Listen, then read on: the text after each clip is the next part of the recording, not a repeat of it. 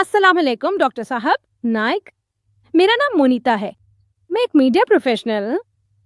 मैं ये जानना चाहती हूँ कि क्या मुसलमान के लिए प्रसाद कबूल करना हराम है?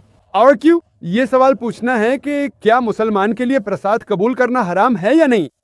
प्रसाद वो खाना है जो खुदा को या हिंदू मत में बुतों को पेश किया जाता है।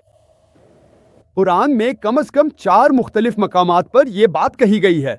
सूरह बकरा सूरह नंबर 2 आयत नंबर 173 में, सूरह मायदा सूरह नंबर 5 आयत नंबर 3 में, सूरह इनाम सूरह नंबर 6 आयत नंबर 145 में और सूरह नहल सूरह नंबर 16 आयत नंबर 115 में ये कहा गया है कि फमा उहिल्ला लिगैरिल्लाहि बिही, तुम्हारे लिए मुर्दार गोश्त, खून, सूर का गोश्त और वो खाना जिस पर अल्लाह ताला के सिवा किसी और का नाम लिया गया हो हराम है। तो वो खाना जिस पर अल्लाह ताला के सिवा किसी और का नाम लिया जाए उसे हराम कहा जाता है। इसी वजह से प्रसाद को कबूल करना और प्रसाद खाना इस्लाम में मना है। और अगर आप वेदों को भी पढ़ें तो वेदों में भी ये बात वाज़ेह तौर पर लिखी है, ना तस्या प्रतिमा अस्ति, यानी उस खुदा की कोई प्रतिमा नहीं है, कोई तस्वीर नहीं है, कोई बुत नहीं है, कोई मुजस्सिमा नहीं है, कोई फोटोग्राफ नहीं है, कोई पेंटिंग नहीं है। यहाँ तक कि वेद में बुत को खाना देना भी मना है। तो यही वजह है कि चूंकि वेद में ये मना है इसलिए बुतों पर खाना रखना गलत है। इसी तरह चूंकि कुरान भी इससे मना करता है इसलिए हमारे लिए यानी मुसलमानों के लिए इसे कबूल करना या खाना गलत है। बहन, उम्मीद है कि इससे आपका सवाल हल हो गया होगा। सर एक और बात, मैं सिंधी हूँ और मैं गुरुद्वारे जाती हूँ। गुरुद्वारे में कोई बुत नहीं होता, वहाँ सिर्फ ग्रंथ है। हम फिर भी गुरुद्वारे में प्रसाद रखते हैं, उसे काना प्रसाद कहते हैं, लेकिन आप फिर भी उसे कबूल नहीं कर सकते। उसकी वजह क्या है? ये है, कबूल नहीं किया, ये किसी बुत को पेश नहीं किया जाता है। ये ठीक है बहन, मैं गुरु ग्रंथ का भी तालिब इल्म हूँ और यहाँ तक कि सिख सहीफों के मुताबिक आदि ग्रंथ, गुरु ग्रंथ ये खुदा की वहदानियत के बारे में बात करता है और ये कहता है कि कादिर मुतलक खुदा के पास कोई बुत नहीं, कोई तस्वीर नहीं। अल्लाह ताला की मुख्तलिफ सिफात बयान की गई है। रहीम, करीम, अल्लाह मुख्तलिफ नाम है। अब तक हम एक साथ चल रहे हैं, लेकिन बदकिस्मती से जब आप गुरुद्वारे जाते हैं, हालांकि सिख मत उस खुदा के तसव्वुर पर यकीन नहीं रखता जिसमें तस्वीरें हों, लेकिन फिर भी वो ग्रंथ को गुरु के तौर पर पूजते हैं क्योंकि गुरु अब नहीं रहे। और इस पर जब वो खाना देते हैं तो ये बाल वास्ता तौर पर मिलता जुलता है। अगरचे सहीफों के मुताबिक बुत परस्ती मनाम में, तो उस खाने के बिल वास्ता देने की वजह से हत्ता के गुरु ग्रंथ के मुताबिक भी अल्लाह ताला को खाने की ज़रूरत नहीं है। तो फिर आपके अल्लाह ताला को खाना देने का सवाल ही कहाँ पैदा होता है? कुरान सूरह इनाम सूरह नंबर 6 आयत नंबर 14 में कहता है कि अल्लाह सबको खिलाता है लेकिन उसे खिलाने की ज़रूरत नहीं है। तो फिर आपके अल्लाह ताला को खाना देने का सवाल ही कहाँ पैदा होता है? तो बहन, आप आदि ग्रंथ की पैरवी नहीं कर रहे।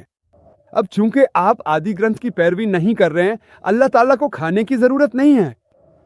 वो बगैर खुराक के जिंदा रह सकता है, वही सबको खिलाने वाला है। उम्मीद है कि इस सवाल का जवाब मिलेगा। वाखिरत दवान अल्हम्दुलिल्लाहि रब्बिल आलमीन। सर मेरा नाम प्रोफेसर सिद्दी है। मैं पेशे के लिहाज से इंजीनियर हूँ और तदरीस के शुबे से वाबस्ता हूँ। अल्लाह के करम से मेरा रियाजी बहुत मजबूत है। सबसे पहले मैं आपकी मेहनत की कदर करता हूँ और दुआ करता हूँ कि अल्लाह आपको आपकी उम्र से दोगुना अता करे जो उसने आपको दी है। और मैं यहाँ मौजूद तमाम मुसलमानों का शुक्रिया अदा करता हूँ कि उन्होंने मुझे सबसे पहले सवाल पूछने का मौका दिया। सर मैंने भगवत गीता पढ़ी है, मैंने रामायण भी पढ़ी है क्योंकि मैं हिंदू हूँ। मैं मंदिरों और सब कुछ का ख्याल रख चुका हूँ। लेकिन मेरे बहनोई मुसलमान हैं, उन्होंने मुझे कुरान नहीं दिया, मैंने उसे 2 बार पढ़ा है। और मैं खुलेआम कह सकता हूँ कि मैं आपके कुरान पर बहुत सख्ती से अमल कर रहा हूँ। मैंने आपकी नमाज को अंग्रेजी में तर्जुमा किया है।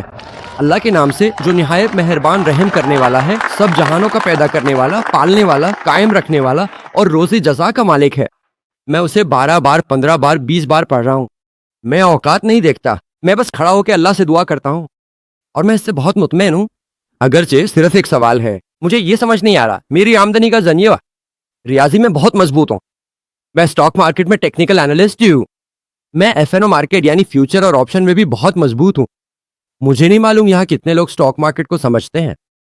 انتہائی ذہین ریاضی اور بہت ذہانت سے کھیل کھیل کر میں ہمیشہ محفوظ رہتا ہوں اور مہینے کے آخر میں ہمیشہ منافع میں ہوتا ہوں۔ یہ ایک ریاضی کا کھیل ہے جسے لوگ سمجھتے نہیں ہیں۔ کیا اس طرح کی آمدنی کے ساتھ آگے بڑھنا ٹھیک ہے؟ میں پچھلے 3 سال سے اس میں مبتلا ہوں۔ میں پیسہ کما رہا ہوں، میں جتنا چاہوں پیسہ کما سکتا ہوں، جس سطح تک چاہوں کما سکتا ہوں، لیکن میں کچھ غلط کمانا نہیں چاہتا۔ اگر یہ غلط ہے تو میں اسے ہمیشہ کے لیے چھوڑ دوں گا اور میں ہمیشہ کے لیے تدریس کے شعبے میں چلا جاؤں گا۔ الحمدللہ، بھائی نے بہت اچھا سوال کیا ہے اور میں اس کی قدر کرتا ہوں۔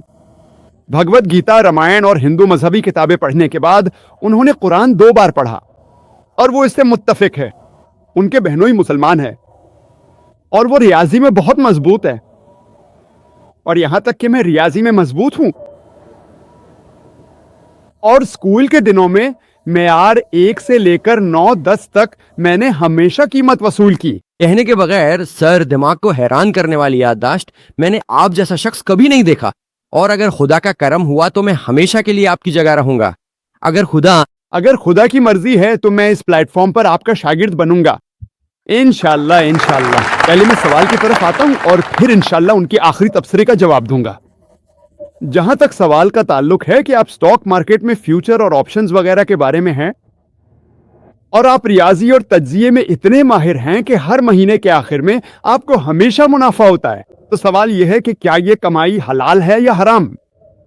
جہاں تک سٹاک مارکیٹ کا تعلق ہے، سٹاک بذات خود حرام نہیں ہے، جب تک آپ جن سٹاکس میں لین دین کرتے ہیں وہ اسلام کی ہدایات کے مطابق ہیں۔ اسلام میں جو چیز حرام ہے وہ ربا ہے، یہ سود ہے۔ قرآن میں 8 مقامات پر اللہ فرماتے ہیں کہ ربا حرام ہے۔ سورہ آل عمران آیت 130 اور سورہ نساء آیت 161 میں، سورہ بقرہ سورہ نمبر 2 آیت نمبر 275 میں 3 بار، سورہ بقرہ سورہ نمبر 2 آیت 276 میں، اسی طرح سورہ بقرہ سورہ نمبر 2 آیت نمبر 278 میں بھی اس میں کہا گیا ہے کہ ربا، سود یا بیاج کے مطالبات کو چھوڑ دو۔ اور جو لوگ ربا اور سود کے مطالبات کو نہیں چھوڑتے، آیت نمبر 279 میں اللہ فرماتے ہیں، اللہ اور اس کے رسول کی طرف سے اعلان جنگ سن لو۔ تو سودی لین دین حرام ہے، لیکن شیئر مارکیٹ کسی حد تک اسلام کے اصولوں یعنی نفع و نقصان میں شراکت داری کے مطابق ہے۔ شیئر کی صورت میں بینک سے قرض لینے کے بجائے ہم شراکت دار بناتے ہیں، کیونکہ بینکنگ سسٹم امیر کو اور امیر ضریب کو اور ضریب بناتا ہے۔ یہ چیزوں کو حتیٰ کہ معاشرے میں بھی فروغ دیتا ہے، جیسے کہ اسی کی دہائی میں بینک جوا خانوں اور شراب خانوں کو فنڈ دیتے تھے، اور اسلامی نظام مختلف ہے، اسلامی بینکنگ مختلف ہے۔ تو اسلام نفع و نقصان میں شراکت داری کی حوصلہ افزائی کرتا ہے۔ سٹاک مارکیٹ میں آپ کیا کرتے ہیں؟ آپ ایک شیئر خریدتے ہیں نا، تو آپ اس کمپنی میں شریک بن جاتے ہیں، چاہے وہ 1% ہو، 10% ہو، 0.1% ہو یا 0.01%۔ تو نفع و نقصان میں شراکت داری اسلام میں پسندیدہ ہے۔ تو اگر آپ سٹاک مارکیٹ اور شیئرز میں لین دین کر رہے ہیں، جب تک کہ یہ اسلامی شریعت کے دائرے میں ہے، جب تک آپ کسی ایسی کمپنی کے شیئرز نہیں خریدتے جو شراب کا کاروبار کرتی ہو، سود پر مبنی کاروبار کرتی ہو، مالیاتی کمپنیاں ہوں، چاہے وہ بینک ہوں یا مالیاتی آلات بنانے والی کمپنیاں ہوں، یا ایسی کمپنیاں جو میڈیا میں فحاشی یا اریانی پھیلاتی ہوں، تو اگر آپ جس کمپنی میں سرمایہ کاری کر رہے ہیں وہ معاشرے کی برائیوں میں سرمایہ کاری نہیں کر رہی، جیسے شراب نوشی یا منشیات یا فارماسیوٹیکل کمپنیاں، تو وہ جائز ہیں۔ منشیات سے مراد کوکین اور براؤن شوگر ہے، یا پھانسی سے متعلق کاروبار جیسے فلم انڈسٹری ہو سکتی ہے۔ تو اگر آپ ان کمپنیوں کے شیئرز خریدتے ہیں تو یہ حرام ہے۔ دوسری بات یہ ہے کہ اگر آپ قیاس آرائی میں ملوث ہیں، یعنی جوا کھیل رہے ہیں، جیسے سٹاک مارکیٹ میں لوگ ابھی خریدتے ہیں اور 2 منٹ بعد ہی بیچ دیتے ہیں کسی پیشگی معلومات یا کسی اور وجہ سے، تو جوا اسلام میں حرام ہیں۔ اگر آپ کی سٹاک مارکیٹ اچھی ہے، آپ اس میں سرمایہ کاری کرنا چاہتے ہیں، طویل مدت کے لیے رہنا چاہتے ہیں، شراکت دار بننا چاہتے ہیں، منافع کمانا چاہتے ہیں، تو میں خود بھی سٹاک مارکیٹ میں شامل ہوں۔ سر، آپ میرے اصل سوال کا جواب نہیں دے رہے جو میں پوچھ رہا ہوں۔ یہ فیوچرز اور آپشنز کی بات ہے، یہ پٹ اینڈ کال کی بات ہے۔ میں آ رہا ہوں۔ آپ صرف 10 روپے دے کر 100 روپے کے سٹاکس خرید سکتے ہیں اور آپ انہیں سالوں سال اپنے پاس رکھ سکتے ہیں۔ آ رہا ہوں۔ جی سر۔ مجھے جامع جواب دینا پسند ہے بجائے اس کے کہ ٹھیک ہے، بہت شکریہ سر، معذرت کہ میں نے خلل ڈالا۔ अब फ्यूचर्स ऑप्शन की तरफ आते हैं, जिसमें आप हिस्से के शेयर्स खरीदते हैं और उसके अंदर डील करते हैं वगैरह। फ्यूचर्स की बात करते हैं। अगर आप कुछ हिस्सा अदा करते हैं और वो आपके पास है, तो मैं जानता हूं कि आप उसे बेच सकते हैं, फिर आप इस पर सिक्योरिटी भी रख सकते हैं। फिर एक और शख्स है जो डेरिवेटिव्स के साथ है, जो हत्ता कि मैं उसके बारे में जानता हूं। मैं शायद आपकी तरह माहिर ना हूं, लेकिन मेरा मतलब है। तो फ्यूचर्स में लेन देन करना जायज नहीं है, यह जायज नहीं है। मार्जिन ट्रेडिंग, कुछ चीजों में जैसे रियल एस्टेट, आप उसका 10% खरीदते हैं और फिर उसकी कीमत बढ़ जाती है, क्योंकि अगर आप फ्लैट खरीदें तो वक्त पर अदायगी करनी होती है। फर्ज करें अदायगी का वक्त 2 साल है, आप अभी 10% देते हैं, बाद में 20% रेट्स बढ़ जाते हैं, आप बेच देते हैं, तो ये ठीक है। लेकिन शेयर्स में ऐसा नहीं होता, फ्यूचर्स में भी ऐसा नहीं होता। तो जो कि आपके पास चीज मौजूद नहीं होती, आपने सिर्फ कुछ रकम अदा की होती है और फिर कोई और आपकी पुष्टपनाही करता है कि अगर कीमत नीचे जाए तो वो हेजिंग करते हैं। आप जानते हैं हेजिंग क्या है, वो हेजिंग करते हैं। तो ये सारी चीजें इस्लाम में जायज नहीं है। लेकिन खालिद स्टॉप, जब तक वो चीज जिसमें आप लेन देन कर रहे हैं अगर वो इस्लामी है तो वो जायज है। और आप मुझसे ये सवाल करते हैं कि ये सब चीजें जो आपको मिलती हैं, आपको बड़ी आमदनी मिलती है, अगर ये जायज नहीं है तो आपको पसंद नहीं आएगी। देखें, जो पैसा आप कमाते हैं, जैसा कि आपने कहा, अगर वो जायज नहीं है तो आप उसे रोक दें। तो क्या हुआ? हमें इस दुनिया और आखिरत में सुकून चाहिए। अगली दुनिया का सुकून ज्यादा तवील है। तो अगर आप हलाल कमाई कर रहे हैं, इंशाअल्लाह आपको इस दुनिया में भी और आखिरत में भी भलाई मिलेगी। और मैं अल्लाह सुब्हाना व तआला से दुआ करता हूं कि आपको इस दुनिया में भी और आखिरत में भी सुकून और कामयाबी अता फरमाए। उम्मीद है कि इससे जवाब मिल गया होगा। शुक्रिया जनाब, आपकी तारीफ का शुक्रिया। मैं इस पर जरूर अमल करूंगा सर। मैं पहले सिंधिया की, अब मैं ज़ारा बिलाल खान हूँ। मैंने इस्लाम कबूल कर लिया है। मैं एक बात चेक करना चाहती हूँ, जो आप कह रहे थे जैसे कि कोई मूर्ति वगैरह नहीं है, लेकिन केरला में एक जगह है, वहाँ एक मुजस्समा है जो चट्टान से निकल रहा है और वो बढ़ रहा है। तो ऐसा क्यों है? सिर्फ सवाल पूछने के लिए मैंने कहा कि कोई मूर्ति नहीं है, लेकिन वो केरला में कैसी जगह जानती हैं जहां वो कह रही हैं कि पहाड़ या चट्टान में एक मुजस्समा है, वो बढ़ रहा है। ये कैसे बढ़ गया है? ये सवाल, इसका मतलब है कि इस मुजस्समे में कुछ है। बहन, क्या आप जानती हैं कि पहाड़ कब बढ़ते हैं? क्या आप ये जानती है? हाँ, तो अगर आप जानती हैं तो इसी तरह मुजस्समा भी बढ़ सकता है। इसका ये मतलब नहीं कि इसमें कोई जान है। नहीं, ये जैसे चट्टान के अंदर से निकल रहा है। चट्टान पर कोई मुजस्समा नहीं है, ये चट्टान के अंदर से आ रहा है। तो मैं आपको यही कह रहा हूँ बहनों, चट्टान के अंदर से आकर पहाड़ भी बढ़ सकता है। बहन, ये कैसे बढ़ते हैं? अब जानते हैं, अर्जियात में हम मुताला करते हैं कि ये मुसलसल बढ़ सकता है, और ऐसी बहुत सी मिसालें मौजूद हैं। मिसाल के तौर पर हम जानते हैं कि कुछ साल पहले गणेश का मुजस्समा था जो दूध पी रहा था। ये ऑस्मोसिस का एक सादा साइंसी अमल है। ये ऑस्मोसिस का एक सादा अमल है कि अगर आपके पास एक जग हो जिसमें नलकी हो और आप उस पर दूध डालें तो वो खुद ब खुद ऊपर आ जाएगा। ये ऑस्मोसिस है। इसका ये मतलब नहीं कि मुजस्समा दूध पी रहा है। और इसी तरह बहुत से टेलीविजन चैनल्स बेनकाब हुए। तो हमें यह समझना चाहिए बहन कि ये बेजान अशिया हैं। जैसा कि वेदा में वाज़ेह तौर पर यजुर्वेद बाब नंबर 32 आयत नंबर 3 में जिक्र है, ना तस्या प्रतिमा अस्ति, उस खुदा की कोई प्रतिमा नहीं, कोई तस्वीर नहीं, कोई मुजस्सिमा नहीं, कोई नक्शो निगार नहीं, कोई फोटोग्राफ नहीं। उम्मीद है कि इससे आपका सवाल हल हो गया होगा बहन। लेकिन एक बात, फिर वो शक्ल अंदर से कैसे आ रही थी? एक शक्ल है जो बाहर आ रही है। बहन, आप शक्ल को जानती है? जहां तक शक्ल का ताल्लुक है, इंसान खुद भी तराश कर शक्ल बना सकता है। खुद बखुद कुदरती तौर पर भी आ सकती है, उसमें कोई मसला नहीं है। ऐसे बहुत से बयानात हैं जिनमें कहा गया है कि कुछ दरख्त हैं जिन पर ओम लिखा हुआ है, या कुछ दरख्त हैं जिन पर ला ला ला ला लिखा हुआ है। देखें, इन सब बातों की कोई अहमियत नहीं है। हम सच्चाई की बात कर रहे हैं बहन। और बहुत से पहाड़ ऐसे हैं जो इंसानी चेहरों जैसे नजर आते हैं। क्या आपने नहीं देखे? तो अगर कुदरती तौर पर कोई चीज किसी चीज से मुशाबहत रखती है तो इसका मतलब ये नहीं कि वो कोई मौजज़ा है। आपको हिंदू सहीफों, कुरान और बाइबल की पैरवी करनी चाहिए जो कहते हैं कि अल्लाह ताला की कोई तस्वीर नहीं है। पत्थर इंसान जैसा लग सकता है, तस्वीर जैसा लग सकता है, मुजस्समा जैसा लग सकता है। इसका ये मतलब नहीं कि वो खुदा है बहन।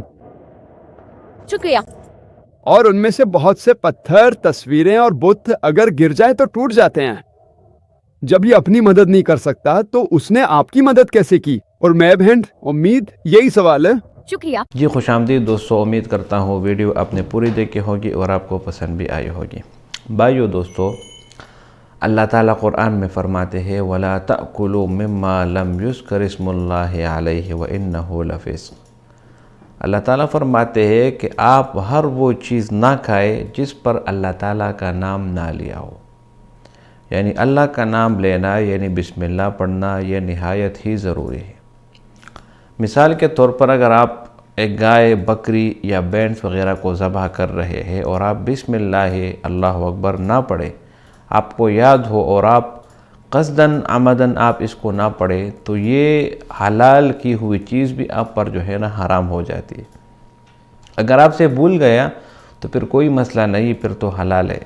لیکن اگر جان بوجھ کر آپ اس کو نہیں پڑھیں گے اور اس کے بعد آپ کسی چیز کو ذبح کریں گے تو یہ چیز آپ پر حرام ہو جاتی ہے۔ اس لیے اللہ تعالیٰ فرماتے ہیں وَلَا تَأْكُلُوا، آپ لوگ مت کھاؤ، مما ہر وہ چیز لم یذکر اسم اللہ جس پر اللہ کا نام نہ لیا ہو۔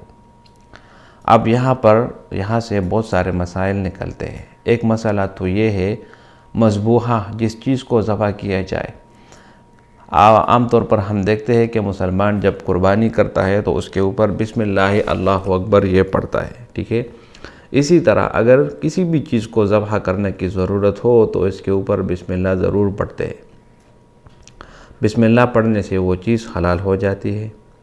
اسی طرح اس آیت سے دوسرا مطلب یہ بھی نکلتا ہے کہ اگر آپ اللہ تعالیٰ کے علاوہ کسی دوسرے کا نام استعمال کریں تو یہ چیز بھی قابل قبول نہیں۔ اگر آپ کسی بت وغیرہ کا نام لے کر جو ہے نا اس کو ذبح کریں، یا فلاں پیر کے نام پر میں ذبح کرتا ہوں تو یہ بھی حرام ہو گئی۔ کیوں؟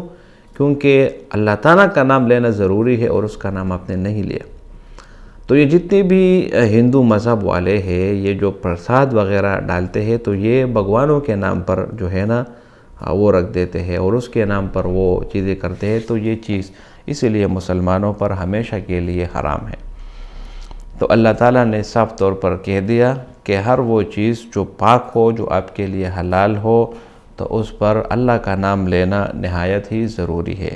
اگر آپ اللہ کا نام اس پر نہیں لیں گے تو یہ چیز آپ کے لیے کیا ہو جائے گی؟ حرام ہو جائے گی۔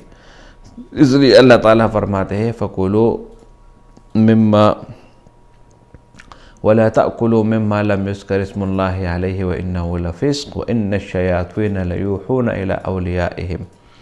تو بھائیو دوستو، اسلام ایک بہت ہی زبردست اور پیارا مذہب ہے جو آپ کو ہمیشہ ایک اللہ کے ہونے کا ثبوت دیتا ہے اور اس کا امر آپ کو دیتا ہے، اور یہ حکم آپ کو دیتا ہے کہ جو چیز بھی آپ کھانا کھانے کے لیے اگر آپ بیٹھ جائے تو آپ اس میں بھی بسم اللہ ضرور پڑھیں۔ اسی طرح اگر کسی چیز کو ذبح کرنا ہو، مرغی کو ذبح کرنا ہو یا جانور وغیرہ کو ذبح کرنا ہو تو بسم اللہ وہاں پر آپ نے ضرور پڑھنا ہے، اور اگر آپ قصداً عمداً بسم اللہ نہیں پڑھیں گے تو یہ حلال چیز جو ہے نا یہ آپ پر حرام ہو جائے گی۔